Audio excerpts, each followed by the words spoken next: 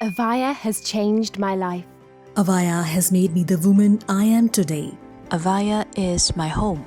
Avaya is personal freedom. Avaya is the reason my life continuously improves.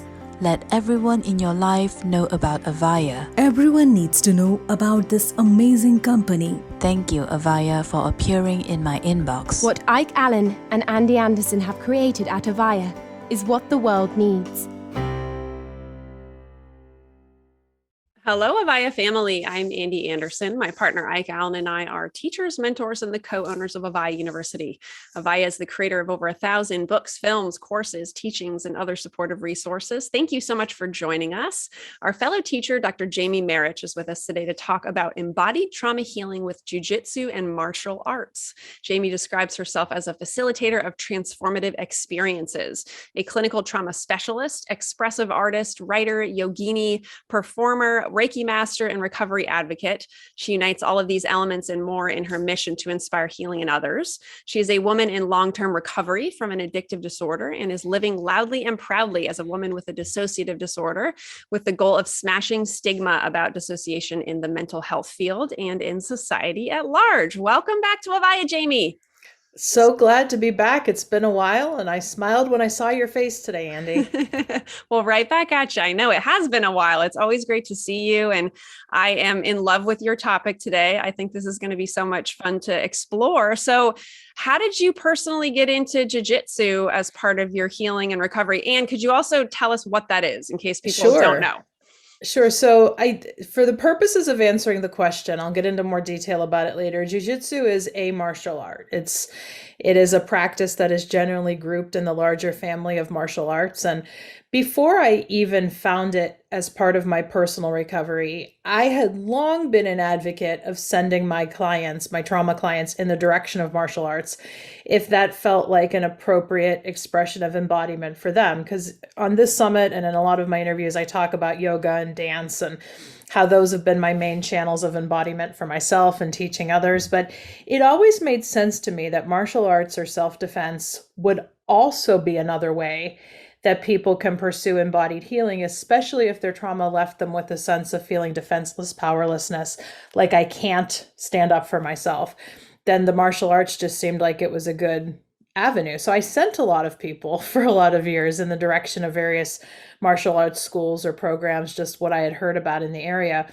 But I specifically found jiu-jitsu through my stepsons. My stepsons at the time were practicing jiu-jitsu. Their father and I had got them into it because of some behavioral problems the older one was having. And I pretty immediately saw the difference it was making in the boys' lives and was impressed by that. And something that I write about in the book is how a lot of women who get into jiu-jitsu do that because they see what it's doing for their children. And I think that that's really cool. So my boys were studying jiu-jitsu, and there was a women's self-defense class being offered one day at their school. And I had a really horrible experience the first time with the teacher who taught the class. There was another female instructor at the school who I did feel safe enough with, and I knew she was an anchor that I could kind of lean on if I wanted to. But at the time, it just felt too overwhelming for me to pursue. And then probably about 6 or 7 months later, my older stepson said, "Why don't you try it again, but with a different teacher? Because there's this one teacher at the school who I think would really get you." Mm-hmm. And he was right. And Micah Bender was that teacher, and I give him a lot of shout outs in the new book. He was just somebody who got trauma and didn't even realize it.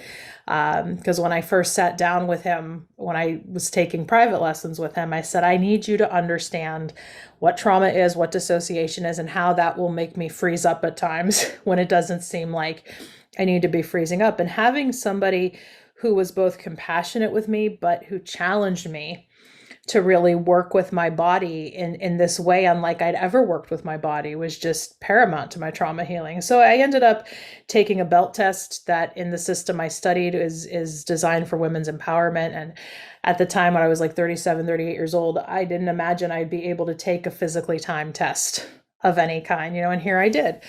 So Yeah, that's how I got into it. But then the second part of your question is, what exactly is jujitsu as a martial art? So martial arts can get a bad rap as being the fighting arts. But even if you study the depth of Japanese, Chinese, Indian philosophy from which they come, there's a purpose for that. It's not violence for the sake of violence. That it is about defense of oneself. And what the true martial arts will teach you is how to even avoid violence in the first place.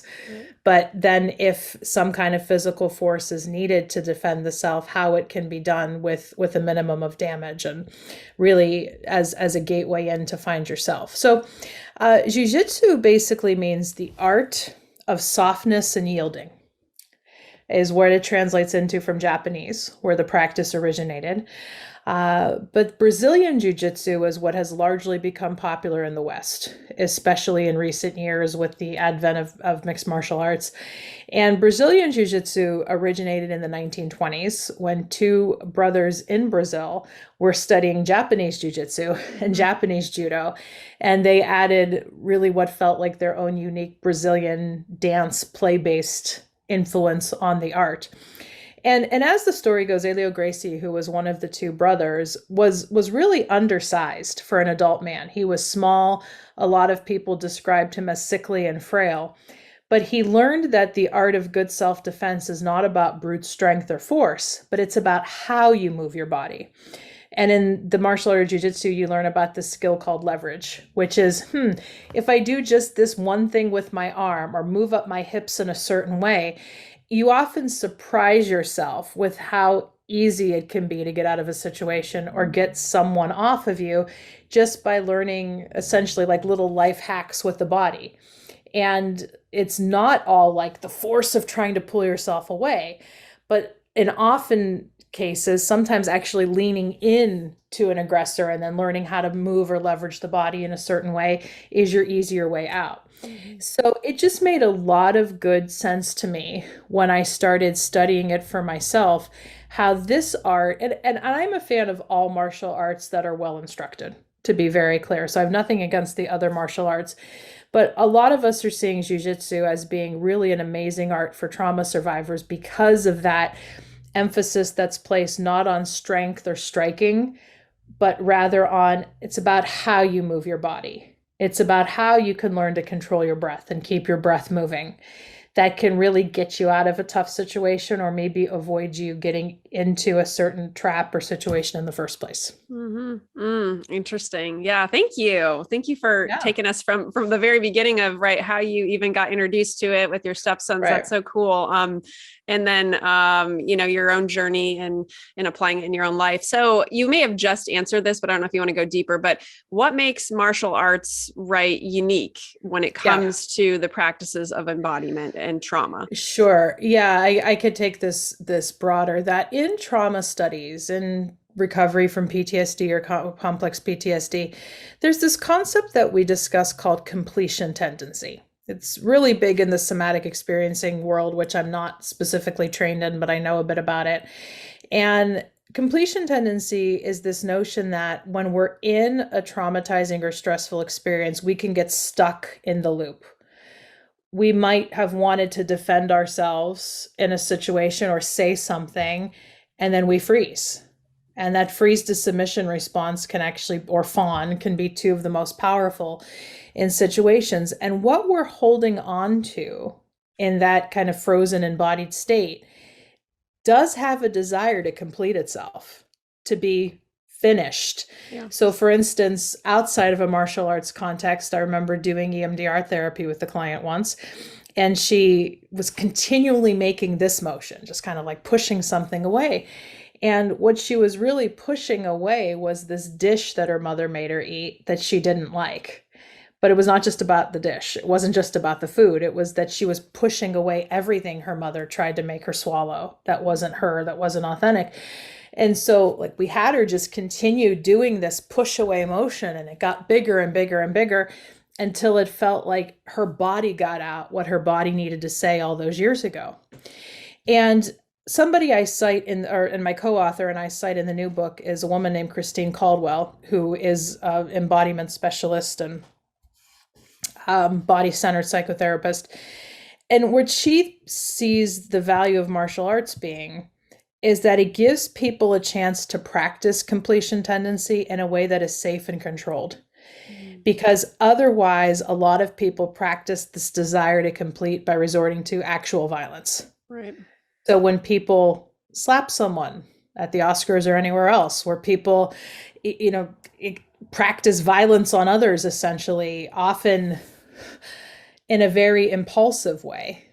Gotcha. It often is to complete that body's natural desire to defend itself that got cut off at the time of the experience. So there's definitely something about completion tendency that martial arts can help people to do, as Caldwell said, in a manner that is safe and controlled. Because any good academy, school, dojo, the words can vary, that you go to would have rules for safe practice about, I know the system I studied in, particularly their main school in Torrance, California, has this great mat when you walk in, like it's just the doormat, but it says, leave your ego at the door.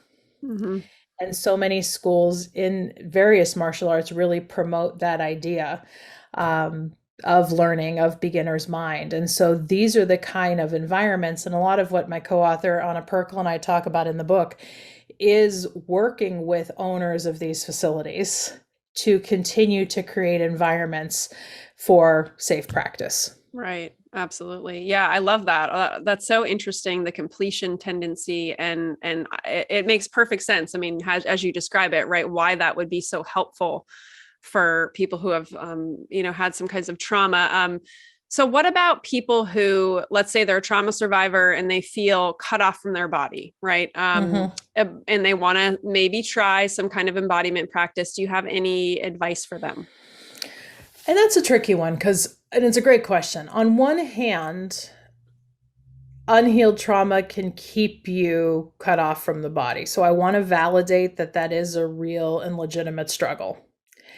But on the other hand, continuing to just act like you don't have a body is not going to help with that in any way. It's not going to help the healing process, because unhealed trauma really does stay stored, linked in the brain in a way that we can't just talk about it with words.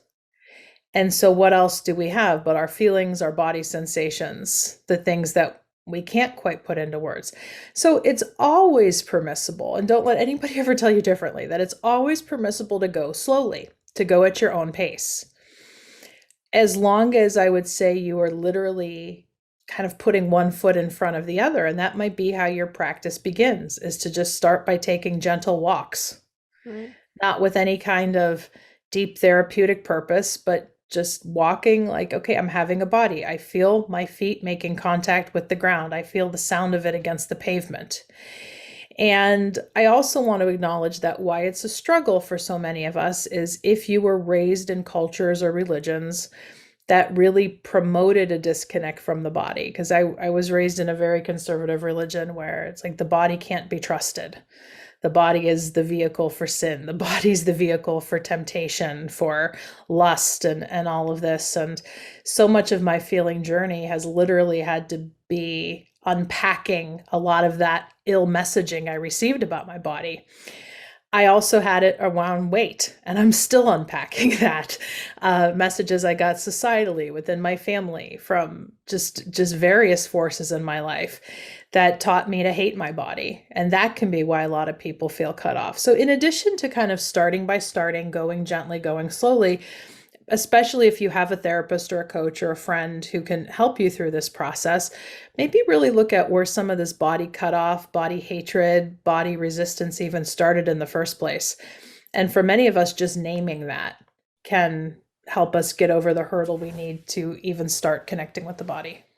Yeah, I'm so glad you mentioned your upbringing as far as, right, your religious upbringing, and absolutely what something that I'm sure so many people can relate to is growing up in something like that, where yes, the body is considered, right, that yes, the vehicle for lust and sin and all of that. That's absolutely why it's no wonder, right, why we would be like, oh my gosh, I don't want to have anything to do with this body, but I'm in it. So, and I'm curious too, like, this brings me to, right, sexual abuse trauma survivors, right, whether it was in childhood or adulthood, as far as dissociating from their body. Do you have any specific advice or suggestions for them, since what they suffered was a sexual trauma? It's a good question. Part of why I'm struggling to answer it is everybody could be so unique. Yeah. So if what I say doesn't really resonate for you, maybe you kind of pick up on what part of it might, and always know that help is there from people who know you personally better. Yeah. So I guess I'll just qualify it by saying that. But I think I would start with normalizing and validating that if you were traumatized, assaulted, injured in that way, anything your body would have felt or not felt at the time is what was natural to keep you safe. Or it was just maybe a natural response of the physical biological body. Because, for example, a lot of sexual abuse survivors will feel guilt that their body responded pleasurably to something. And again, that's how the body is designed. But a lot of times you may go into a total freeze or shutdown response and then feel good things even in that response, which can just create a torrent of confusion. So I guess I would just start with acknowledging that whatever you felt is valid, and there's no meaning behind that about you being a bad, weak, flawed person. The person who assaulted you is the one who's responsible. There's nothing any of us do or can't do to, yeah. And the reason I'm kind of stalling is I just continue to hear so many horrible things that sexual assault survivors are told. Yeah. That can make it difficult for us to validate what we're experiencing. And again, even how I like to work with folks who are traumatized in any way, but sexual abuse and assault is a big offender here, is to acknowledge that dissociation, or this experience of being severed or cut off kind of from your body, zoning out, freezing is dissociative in a lot of ways.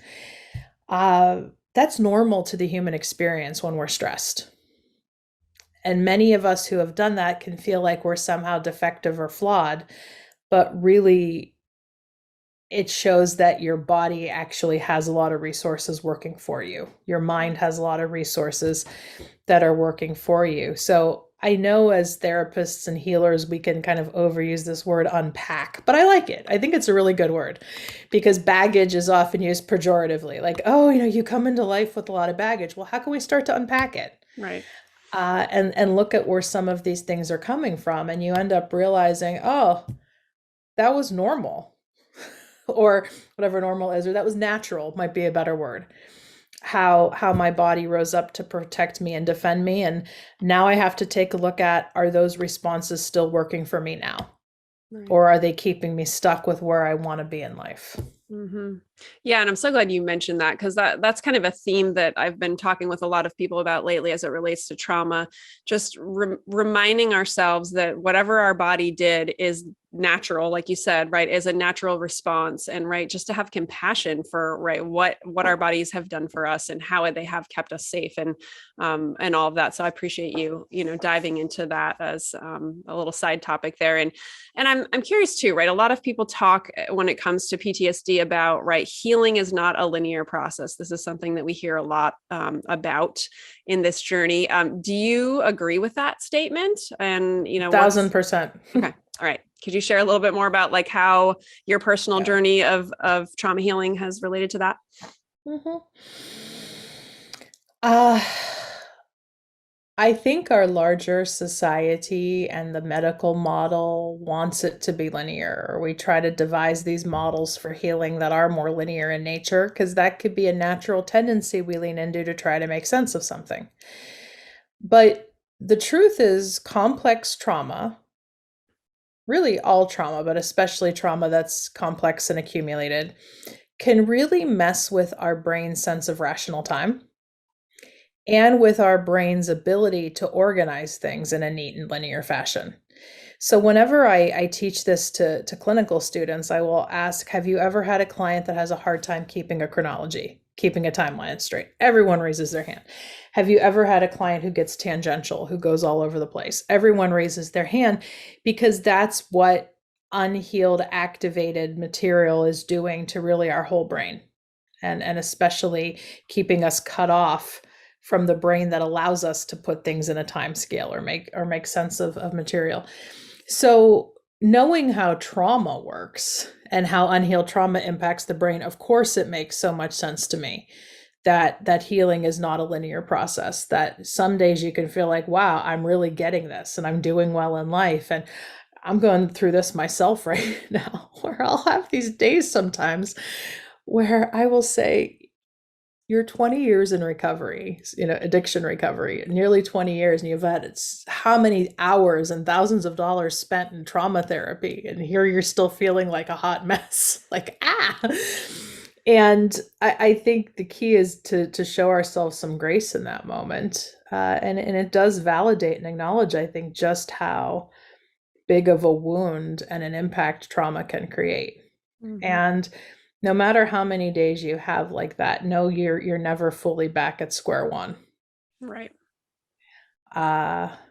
Especially if you can acknowledge it and name it and realize sometimes it's as simple as taking a breath and taking a nap and resetting.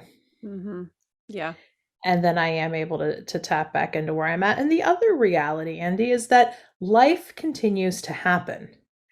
And I think that's another part of the phenomenon that makes this idea play out. Like I was talking with you before the interview, I am in the process of a major move that I was not expecting to make. If you told me this time last year I'd have been moving houses and towns, I would have laughed at you, thinking, oh, I'm settled, this is fine. I won't get into the whole story. Suffice it to say, here I am. And I'm doing what is fundamentally a good thing for my life, pursuing a good opportunity and et cetera, but it could still bring up all kind of stuff that it's like, man, I thought I worked on that, but I never really had the opportunity to see it in this light that this current stressor is bringing up. Right. So, I mean, we live in a world that continues to fill us with triggers and continues to throw new traumas and new reminders on us. And the fact that a new trigger or a new stressor or a new life event is still making you feel a certain kind of way does not mean your earlier treatment has failed, because you will be able to use and leverage all of that in your healing process. But when you go through therapy or treatment a first time, you can't predict everything that's going to happen in life. Nope. So be gracious with yourself, because life will continue to happen. Mm-hmm. Yes, it's not like we experience a trauma and then life is just like this stable, yep. Right? No triggers, nothing happening in the outside world, nothing coming at us or whatever. Yes, we have to be continuously navigating all of that. That's a really good, that's a good point, because I'm sure, right, so many people can, myself included, get wrapped up into, oh, well, today, yeah, I'm a basket case today. So it must be that nothing has worked all along the way, but that's just not true. So thank you for that reminder. My pleasure. And going back to jiu-jitsu for a minute, if people wanted to get started as, trying this out as an embodiment practice, do you have like suggestions for them on where to look or what kind of resources they might want to tap into in order to get started? So we go into a lot of detail on this in the new book, which I know we'll talk about here at the end. But I would say as a very good first start, Google is where we find a lot of things that are available. So particularly if you want to go to a class in your area, Googling jiu-jitsu. Something that Anna and I both recommend for newcomers to the practice who do have a trauma history is that you look for a school that has more of an emphasis on what is called street or self-defense jiu-jitsu versus sport jiu-jitsu.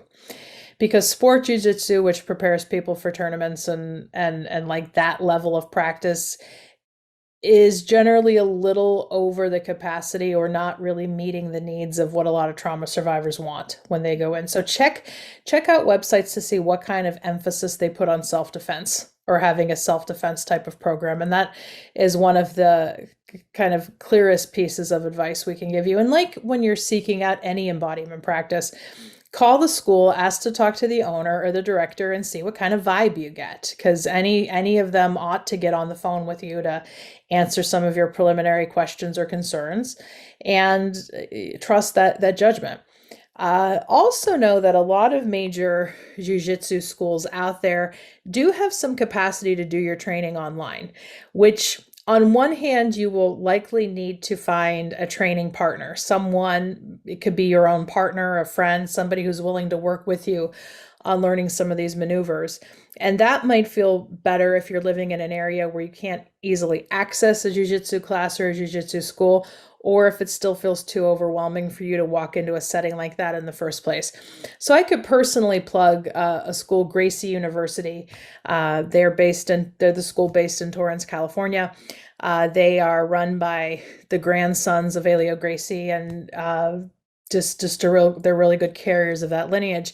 And they have a wonderful library of online learning resources, some available for free, a lot available through subscription, or like when I was doing my women's self-defense belt, I took their lessons online, but my coach here at home helped me kind of work through a lot of those lessons, and he acted as my training partner. Mm-hmm. So there's a lot of great online material if going to a school at this point feels a little overwhelming. Gotcha. Awesome. Thank you. I appreciate you You're just welcome. Touching on that for people who are interested in learning more. And since you mentioned your book, why don't we talk about that? I know you have a new book, and we got a link to that below. And tell us about it. Yeah, so this is Transforming Trauma with Jiu-Jitsu. It is co-authored by another trauma therapist from near Torrance, California, named Anna Perkel. And she is also a jiu-jitsu practitioner, specializes in trauma. And she met me by hearing me talk about jiu-jitsu on a podcast about 5 years ago when I had really started practicing it. And she reached out to me, and we've been friends ever since. And so we bring both of our perspectives into the book, and it's a book that is really written for 3 different audiences. For people who are survivors of trauma themselves that want to dive deeper into the embodiment and who've been thinking about using martial arts as a solution. And we also have supplemental chapters for jiu-jitsu instructors about how to implement a lot of this trauma-informed material into their instruction. And we have a supplemental chapter for therapists on using jiu-jitsu principles in their therapy practice without you necessarily having to do anything physical, because there's a lot of jiu-jitsu that is life philosophy, but also giving therapists and other healers ideas for how they can link with jiu-jitsu instructors in the community. Gotcha. Awesome. I love that you have so many different people that can take advantage of the book and get something out of it. And we have a link to that below, everyone, if you want to go check it out. And I know you also have a free gift. Can you share a little bit about that? Yes. So in 2020, I had a second edition of my book, Trauma and the 12 Steps, published. And along with that release, one of my co-authors and collaborators, Steve Danziger, and I put together a book of 12-step based meditations for trauma survivors, really about how to work 12-step and recovery concepts through more of a trauma-informed understanding. So viewers of the summit are getting 2 free weeks of the meditations from that book for you to explore on a day-to-day basis. Awesome. Well, thank you for that. And everyone, the button for that is also below. Do you have any last insights? Anything we've left out or anything you want to talk about before we wrap up? Well, I just thank you, Andy, for continuing to give me and others like me a forum for really sharing how we think outside the box or shatter the box altogether.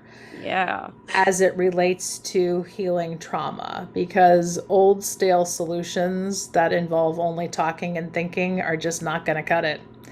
And I'm very grateful to continue to have this platform for this exchange of healing ideas. Well, thank you so much for saying yes and doing it with us. And I love the shattering the box. That's awesome. That is absolutely what we're doing. I love it. Awesome. Well, thank you so much. And thanks for doing this. And thank you everyone who's watching or listening right now for showing up for yourself. You're amazing just for being here right now and tuning in and being present with this conversation. And we love you. And we will talk to you all again very soon. Take care. Hey everyone, thank you so much for joining us for this latest class with Dr. Jamie Marich. She was back with us today talking about embodied trauma healing with jujitsu and martial arts. I always love talking to Jamie. She always brings in embodied trauma healing. She brings in things like yoga and different kinds of ways of moving your body and dance and all these kinds of ways to embody ourselves and really get back into our bodies after trauma. And obviously today she talked about jujitsu and martial arts. So I thought this was a really great topic. And if you're interested, obviously check out the different resources she mentioned in order to pursue getting into jujitsu. And I hope that you found this helpful, everyone. And we'll see you again real soon. Take care. Avaya has changed my life. Avaya has made me the woman I am today. Avaya is my home. Avaya is personal freedom. Avaya is the reason my life continuously improves. Let everyone in your life know about Avaya. Everyone needs to know about this amazing company. Thank you, Avaya, for appearing in my inbox. What Ike Allen and Andy Anderson have created at Avaya is what the world needs.